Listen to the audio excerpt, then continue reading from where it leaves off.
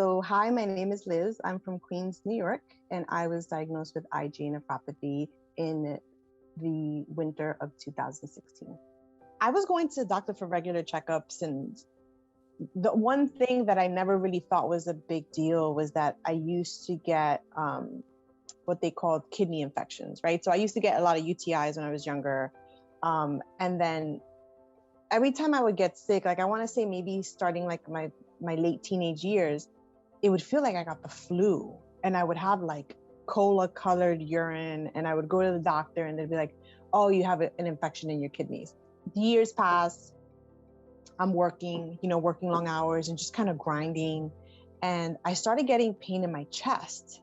So I told my friend, she's like, just go see a cardiologist, like your job is flexible, just go to an appointment. So I went to this cardiologist literally like down the block from my job. And it was a sweet, older lady. And she was like, something is wrong. She's like, your blood pressure is super high. I want to give you an EKG. She gave me an EKG and she's like, something is off. She's like, I'm going to do labs and I need you to come back tomorrow. So I went back and she was the one who told me, like, your kidneys are failing. Like, you need to go to the ER. She's like, I don't know why. I don't know what this is. Just go to the hospital, go to Lenox Hill. They're the closest one. So I literally called my husband and I was like, so I have to go to the ER. And I felt like I didn't feel sick. I just felt like exhausted, but I thought it was just like, I'm working long hours and I got to commute and it's just, I'm grinding, right? You're freaking out. You're like, what did I do wrong? Like, I know I don't eat like, it's not like the epitome of health, but I like don't have hamburgers every day. I'm not eating fast food every day. Like, so he basically was like, all we can really work on. So he confirmed I had IgA nephropathy. And he was like, what we need to do right now is focus on slowing it down.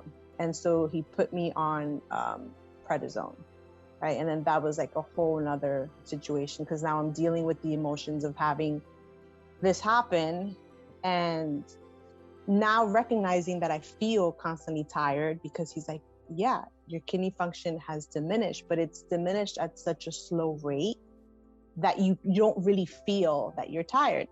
I asked Dr. Chevalier, what should I do? And he's like, you just need to start championing, like you need to figure out, contact your friends, contact, people that share it. And while the word was spreading, my doctor did tell me, look, it's your kidney function is decreasing. Every time we talk, like it's the prednisone has peaked and now we have to figure out what we're going to do.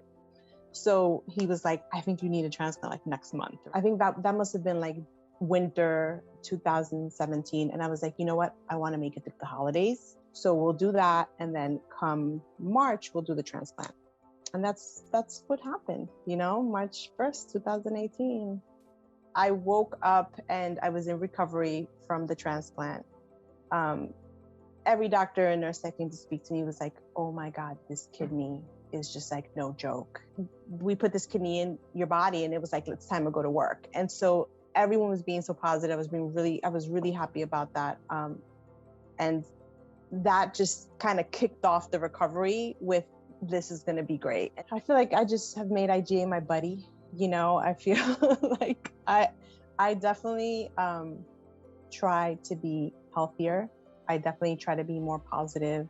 I think it's really important just to stay educated on what's happening to others and what's happening with the progress of IgAN. I go on and there's so much valuable content on there. Like the, clinical trials and the studies and, just really, you can go onto the site and I'm like, this is no joke right here. Like they're really trying to find a cure.